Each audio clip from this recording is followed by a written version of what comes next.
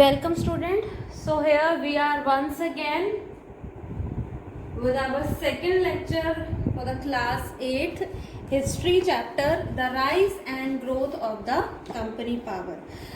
तो ये इससे पहले भी एक वीडियो लेक्चर 8th क्लास के लिए आ चुका है, ठीक है। तो क्योंकि ये चैप्टर काफ़ी लेंदी है तो ये सेकंड लेक्चर में भी अभी कवर अप नहीं हो पाया है स्टूडेंट्स, तो हमें इसके लिए 2 और लेक्चर की नीड पड़ सकती है, ठीक है। तो एक बार आपको प्रीवियस जो भी था मैं एक बार रिवाइज करा देती हूँ कि प्रीवियस चैप्टर जो हमने वीडियो लेक्चर किया था उसमें हमने लास्ट मुगल रूलर औरंगज़ेब के बारे में पढ़ा था, जो सबसे पावरफुल था। उसके बाद कोई पावरफुल रूलर नहीं आया और ऐसे करते हुए जो मुगल एम्पायर है, मुगल कोर्ट ही 4 पार्ट्स में डिवाइड हो गया, तुरानीज, ईरानीज, अफगानीज, हिंदुस्तानी ग्रुप्स में। और इनके आपस में ही इनके बीच में कॉन्फ्लिक्ट्स इतने ज़्यादा गहरे होते चले गए थे कि प्रॉब्लम बढ़ती गई और इनका फ़ायदा जो है वो दूसरे रूलर्स ने उठाना शुरू कर दिया था, जिसमें मैंने आपको नादिर शाह के बारे में भी बताया था। पर्शियन रूलर जो इंडिया में आया था, बहुत ज़्यादा लूटिंग की थी उसने और मैसेकेयर भी किया था। उसके पीछे फिर अहमद शाह अब्दाली भी उसने इंडिया में इन्वेड किया। फिर उसको देखते देखते जब इंडिया इतना ज़्यादा अपनी स्ट्रेंथ को सफ़र कर रहा था तो उसका बेनिफिट फॉरेन नेशंस ने भी उठाना शुरू किया और उन्होंने इंडिया में इन्वेड करना स्टार्ट कर दिया, ठीक है। तो अब हमें बेसिकली कंपनी पावर, क्योंकि चैप्टर का नाम है, तो सबने सुना होगा एक ब्रिटिशर्स की बहुत ही फेमस ट्रेडिंग कंपनी थी इंडिया में जिसका नाम था ईस्ट इंडिया कंपनी, ठीक है। तो वहीं से हमारा इस चैप्टर में हम शुरुआत करते हैं कि कैसे इंडिया में फॉरेन रूल जो है वो इस्टेब्लिश हुआ था, किस तरीके से ब्रिटिशर्स ने या यूरोपियन कंट्रीज ने, मैं स्पेसिफाई करना चाहूँगी कि उन्होंने इंडिया में अपना रूल इस्टेब्लिश किया है, ठीक है। तो इसकी क्रोनोलॉजी इस ऑर्डर में है कि सबसे पहले यूरोपियन कंट्रीज में पोर्टुगीज इंडिया में आए, फिर डच आए, फिर ब्रिटिशर्स आए और उसके बाद लास्ट में द फ्रेंच आए। तो ये चारों इंडिया में आए, इन्होंने अपना डोमिनेशन इंडिया में इस्टेब्लिश करने की पूरी कोशिश की थी, ठीक है। तो मैं इस क्रोनोलॉजी को एक्सप्लेन करती चली जाऊंगी। उसके बाद हम ये भी डिस्कस करेंगे कर्नाटिक वॉर में क्या था या क्यों हुआ ये कर्नाटिक वॉर, फिर बंगाल का क्या रोल है, उसके बाद बैटल ऑफ प्लासी क्या था, बैटल ऑफ बक्सर तक ही हम इस लेक्चर में कंक्लूड करेंगे। उसके बाद हम रेस्ट ऑफ द चैप्टर को आगे नेक्स्ट वीडियो लेक्चर में प्रिपेयर करेंगे, ठीक है। तो पोर्टुगीज के लिए कैसे रास्ता बना इंडिया में आने का, जो मैं आपको पहले ही बता रही हूँ कि मुगल रूलर जो थे वो वीक हो गए थे, एम्परर कोई भी ऐसा स्ट्रांग नहीं आया जो इंडिया को बाहर के हमलावरों से बचा सके, ठीक है। तो जो हमारे मुगल बादशाह थे वो हमारे सी कोस्ट, सबसे बड़ा टारगेट कौन सा रास्ता होता था, समुद्री रास्ते से बहुत आसानी से अंदर आया जा सकता था। तो जो सी कोस्ट थे उन्हें हमारे मुगल एम्परर जो थे वो गार्ड नहीं कर पाए, वो फेल हो गए, ठीक है। हमारे पास उस समय मुगल्स के पास कोई स्ट्रांग नेवी नहीं थी, तो इंडियन कोस्ट जो है वो एक इजी रास्ता बन सकते थे इंडिया में ट्रेडिंग करने का फॉर द यूरोपियन पावर्स, ठीक है। यूरोपियन पावर्स को रास्ता मिल गया कि वो इंडियन कोस्ट से भारत में घुस सकते थे, क्योंकि भारत के पास बहुत सारा नेचुरल रिसोर्सेज है, रिच नेचुरल रिसोर्सेज के लिए फेमस है और इसके लिए इन यूरोपियन कंट्रीज की आंखें भारत के ऊपर लगी हुई थी। एक प्रॉफिटेबल मार्केट मिल सकता था उनको भारत से, अच्छा खासा रॉ मटेरियल मिल सकता था उन्हें भारत से, तो उन्हें भारत में आने की इच्छा बहुत ज़्यादा बढ़ना शुरू हो गई, ठीक है। तो हम ऐसे ही पोर्टुगीज का नाम जानते हैं, वास्को डी गामा का नाम सभी ने सुना होगा। ये नेविगेटर था, ठीक है, जिसने इंडिया में आने का नया सी रूट ढूंढा था, फाउंड किया था। और वो कहाँ पहुंचा था, कालीकट के पोर्ट पर पहुंचा था, ठीक है, अपने 4 जहाज़ों को लेकर, ठीक है। और उसका जो स्वागत है उस समय कालीकट के जो हिंदू किंग थे ज़ोमोरिन, उन्होंने इस वास्को डी गामा का स्वागत किया था, ठीक है। और क्योंकि इनका मेन मोटिव था यहाँ व्यापार करने का, तो पोर्टुगीज जब इंडिया में आए तो उन्होंने इंडिया में अपने ट्रेडिंग सेंटर्स बच्चों कहाँ लगाए होंगे, ठीक है। अगर मैं कालीकट की बात कर रही हूँ तो मैं इस जोन की बात कर रही हूँ, ठीक है। तो पोर्टुगीज ने अपना ज़्यादातर एरिया जो है वो यहीं तक रखा है और यहीं पर उन्होंने अपने ट्रेडिंग सेंटर्स भी इस्टेब्लिश किए हैं, ठीक है। कोचिन हो गया, गोवा हो गया, दमन एंड दीव हो गया, यहाँ पर ये 1961 तक रिटेन कर पाए थे। ठीक है, 1961 तक ये यहाँ पर रहे।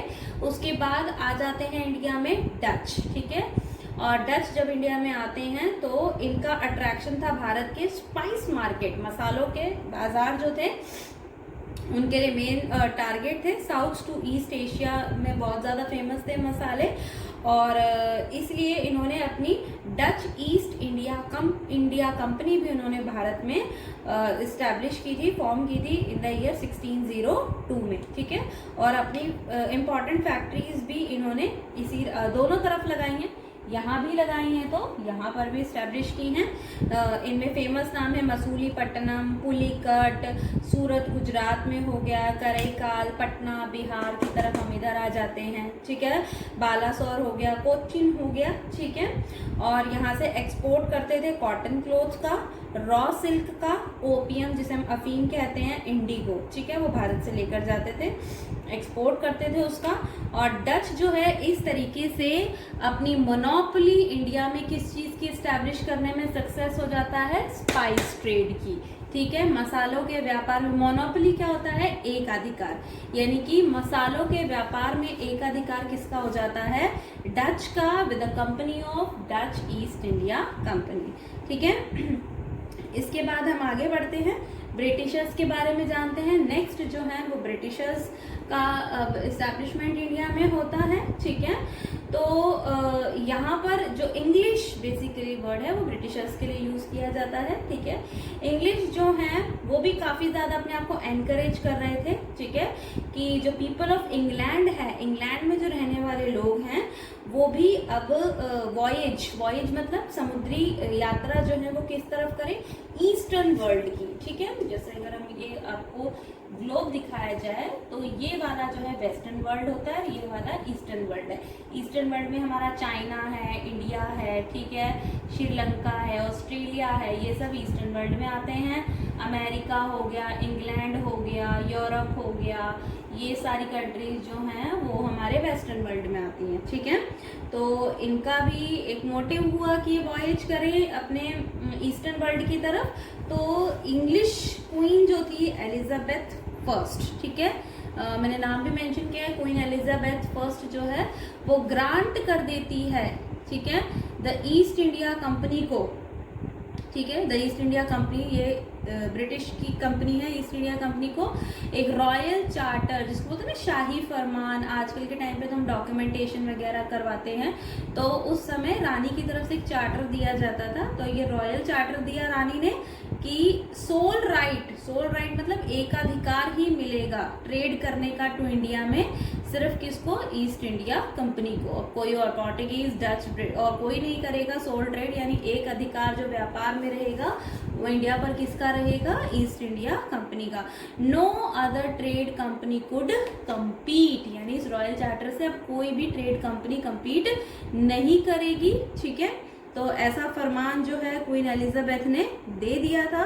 और इसके बाद और आगे बढ़ते हैं, तो जब ब्रिटिशर्स इंडिया में आ जाते हैं तो 1608 में अगर हम देखें तो पहला अटेम्प्ट करती है ब्रिटिश ईस्ट इंडिया कंपनी अपनी पहली फैक्ट्री जो है इंडिया में लगाने की।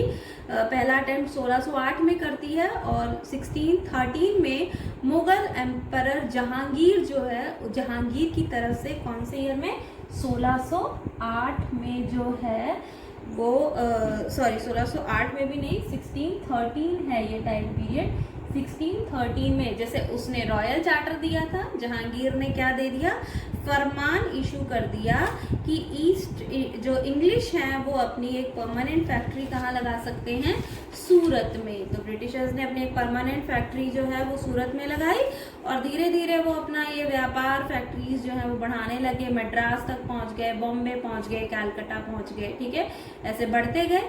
फिर आते हैं फ्रेंच, और फ्रेंच जब आते हैं तो उन्होंने अपनी कंपनी का नाम रखा इंडिया में कॉम्पैक्ने डेज इंडीज ओरिएंटल्स, जिसे उन्होंने कौन से ईयर में फाउंड किया था, 1664 में। ठीक है, उन्होंने ये कंपनी को फॉर्म किया भारत में आने के बाद। ये पहली फ्रेंच फैक्ट्री थी जो इन्होंने कहाँ लगाई थी, सूरत में एस्टेब्लिश की थी 1668 में। और धीरे धीरे अपनी फैक्ट्रीज फर्दर ये कहाँ एस्टेब्लिश करते गए, मसूलीपट्टनम, पांडिचेरी, माहे, चंद्रनगर, करईकाल, बालासोर, सूरत, मॉरिशस।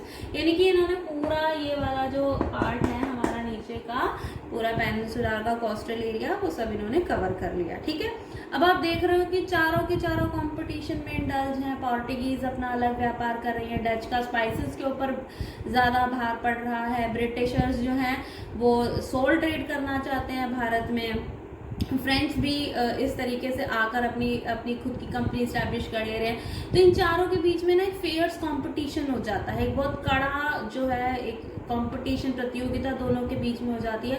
और ये कंपटीशन सिर्फ इसलिए हो रहा है क्योंकि इन्हें ट्रेड में जो प्रॉफिट है वो अकेला खुद को चाहिए, यानी ये प्रॉफिट किसी को नहीं देना चाहते हैं, ये प्रॉफिट खुद ही लेना चाहते हैं। और इस वजह से ये आपस में एक दूसरे के राइवलरीज यानी दुश्मन बन जाते हैं, मैक्सिमम प्रॉफिट लेना चाहते हैं ट्रेड के लिए। और इस वजह से लगातार कंस्टेंट तरीके से इनके बीच में कॉन्फ्लिक्ट जो है वो बढ़ते जाते हैं।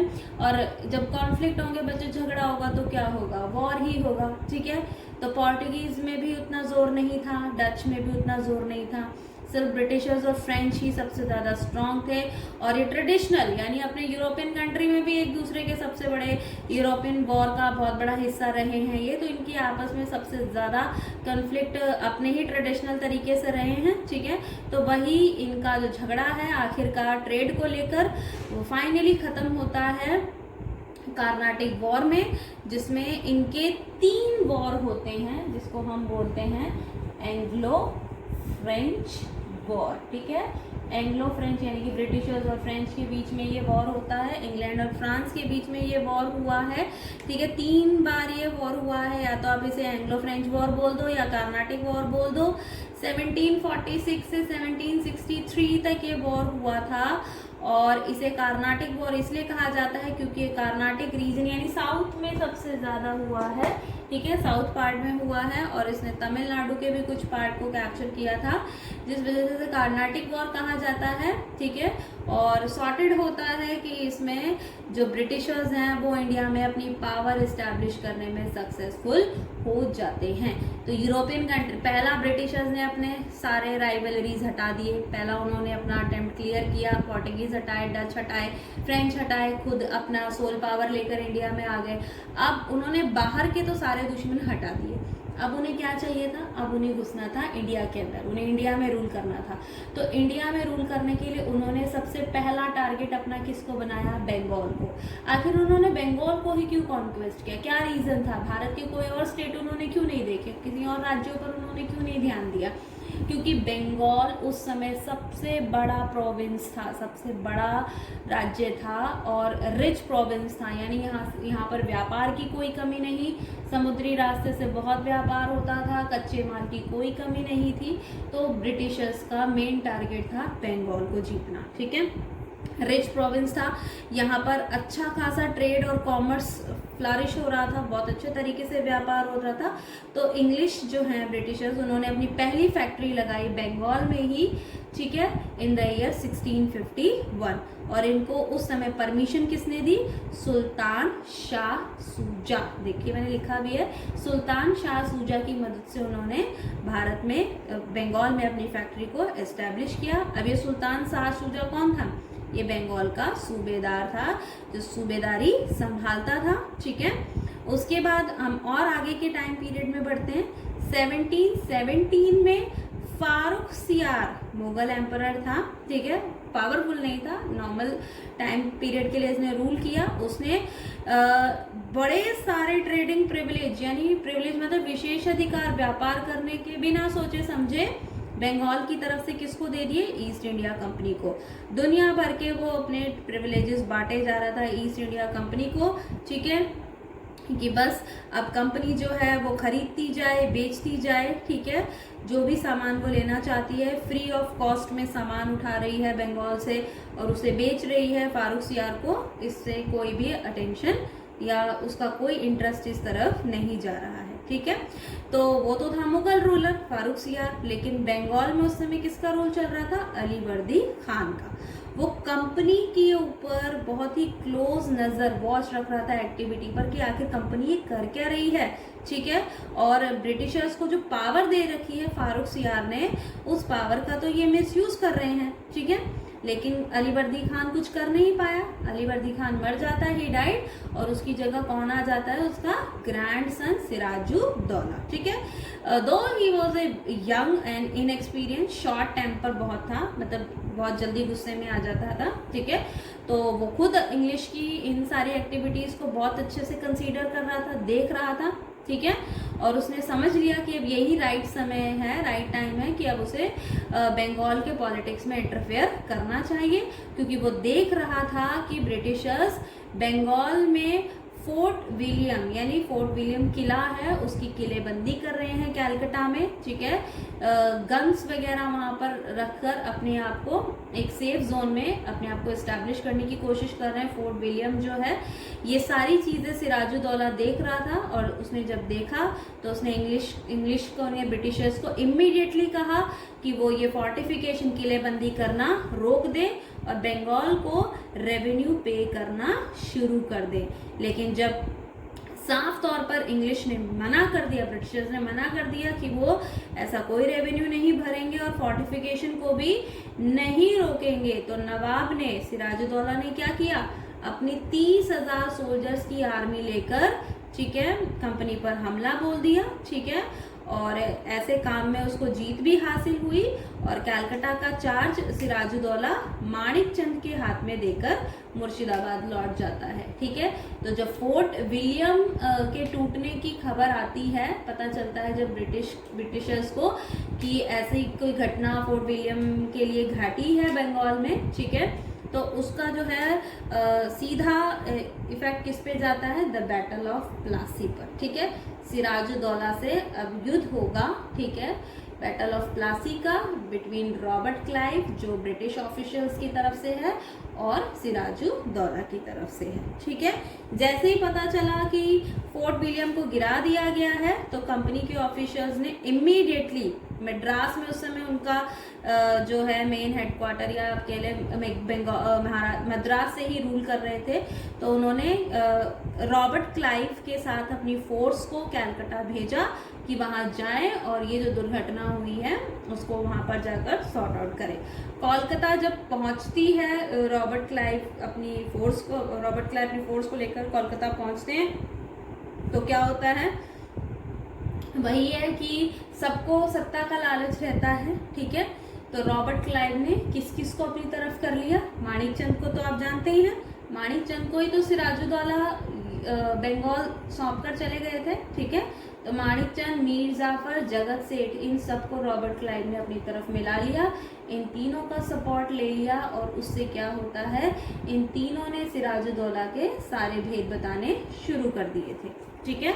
और फिर क्या होता है, ठीक है, इन सब का एक बैटल होता है, सिराजुद्दौला जो है उसे फेस करना पड़ता है ब्रिटिशर्स के साथ, बैटल ऑफ प्लासी, जहां पर सिराजुद्दौला को कैप्चर कर लिया जाता है, उसे मार दिया जाता है, और मीर जाफर जो है उसे बंगाल का नया नवाब बनाया जाता है। बच्चों, ये बहुत इंपॉर्टेंट है कि बैटल ऑफ प्लासी ही पहली जीत थी ब्रिटिशर्स की, फर्स्ट विक्ट्री थी इंग्लिश की, जिससे कि उन्होंने इंडिया में अपना पूरा रूल जो है उसका एक बहुत बड़ा कदम वो भारत में रख चुके थे, ठीक है।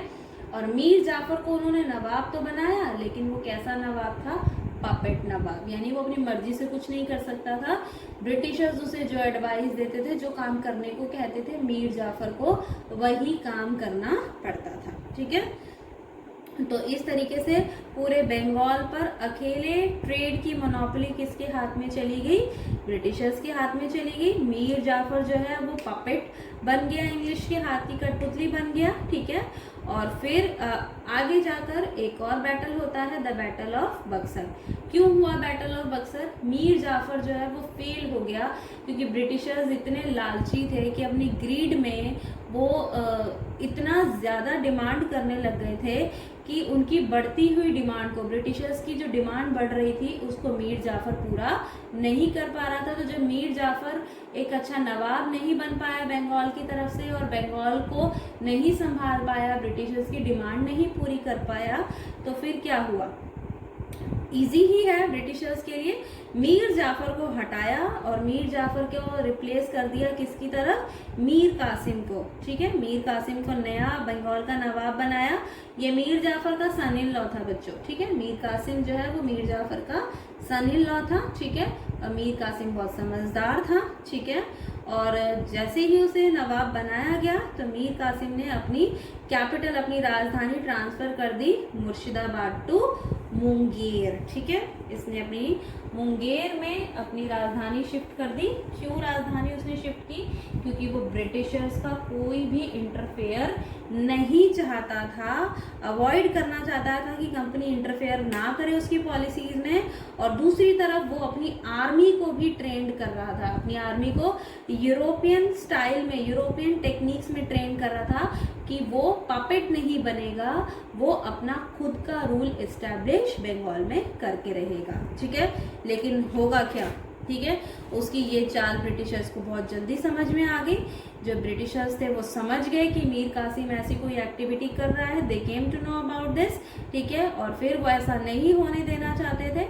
मीर कासिम पर उन्होंने हमला किया और मीर कासिम की जब लड़ाई हुई ब्रिटिशर्स के साथ तो मीर कासिम उसमें हार गया। हारने के बाद वो दौड़कर अवध भाग आया और अवध आने के बाद उसने किसके साथ गठबंधन किया, सुजाउद्दौला के साथ गठबंधन किया। नवाब ऑफ अवध उस समय वही थे। ठीक है, Shuja-ud-Daula, the Nawab of Awadh और शाह आलम टू मुगल एम्पायर, ये तीन लोगों ने अपना अलायंस बनाया। सिर्फ किसके खिलाफ, ब्रिटिशर्स के खिलाफ उन्होंने ये अलायंस बनाया था। ठीक है, ताकि ब्रिटिशर्स को हरा सके। और इन सबकी जो मिली जुली अलायंस थी वो ब्रिटिशर्स की फोर्स के साथ कहाँ पर युद्ध करने के लिए इकट्ठा होती हैं, बक्सर में ये लड़ाई होती है जिसमें इंडियन आर्मी हार जाती है। मीर कासिम के हाथों बंगाल ले लिया जाता है और फिर दोबारा से मीर जाफर को ही नवाब ऑफ बंगाल बनाया जाता है। और यहाँ कंपनी प्रॉमिस करती है कि हर महीने 5 lakh rupees, he promise to pay rupees 5 lakh to the company every month. Nawab Mir Jafar ने अब यहाँ प्रॉमिस किया कि वो हर महीने कंपनी को कितना पैसा देगा, हर महीने देगा 5 लाख रुपए। ठीक है, बैटल ऑफ बक्सर से अब ये तो प्रूफ हो गया। बैटल ऑफ प्लासी भी ब्रिटिशर्स की फौज, आर्मी, मिलिट्री जीत जाती है। बैटल ऑफ बक्सर भी ब्रिटिशर्स की आर्मी जीत जाती है। ठीक है, और पूरा बंगाल, बिहार, उड़ीसा जो है वो ब्रिटिशर्स के कदमों में आ जाता है। ठीक है, और पूरा जो बिहार है या बंगाल प्रोविंस है उसका रेवेन्यू से लेकर, फाइनेंस से लेकर, एक्सपेंसेस से लेकर, परचेजेस में कॉटन है, सिल्क है, ठीक है, कंपनी की जितनी भी ट्रूप है, आर्मी है, मिलिट्री है, बिल्डिंग बनाने का सारा खर्चा जो है वो ब्रिटिशर्स कहाँ से लेने लगे, बंगाल से लेने लगे। और बंगाल जब उनके हाथ में आ गया तो अब ये समझ लीजिए कि उन्होंने आधे से ज़्यादा इंडिया को अपने अंडर कवर कर लिया है। अब उन्हें और ज़्यादा एक्सपेंशन करना था अपने एम्पायर को, और अब उनका टारगेट था साउथ इंडिया। ठीक है, ऊपर तक तो रूल कर ही चुके थे, साउथ उन्हें चाहिए था। साउथ में उन्हें टीपू सुल्तान का मैसूर चाहिए था, मैसूर के लिए उन्होंने वॉर किया। फिर उनको मराठा वॉर भी करना पड़ा। ठीक है, तो अभी हमारा मैसूर वॉर भी रहता है, मराठा वॉर भी रहता है, और अलग अलग और कौन कौन से मेथड्स थे जिससे उन्होंने अलग अलग सिस्टम लगा के कैसे उन्होंने पूरे इंडिया को अपने अंडर में कवर किया, अपने अंडर कैप्चर किया। ठीक है, तो होपफुली आप इस लेक्चर को अच्छे से समझ पाए होंगे। आप इसे बार बार पढ़ें, बार बार इसकी जो रिकॉर्डिंग है आप इस वीडियो को देखेंगे तो आपको ये बहुत अच्छे से क्लियर हो जाएगा। इसके असाइनमेंट्स, इसके क्वेश्चंस आपको प्रोवाइड करा दिए जाएंगे। तो आप अपनी स्टडीज़ को प्लीज़ किसी भी तरीके से ना रोकें, स्टडीज़ को कंटिन्यू रखें। आपको हमारी तरफ से टाइमली लेक्चर्स प्रोवाइड होते रहेंगे। Thanks for listening me. Thank you so much.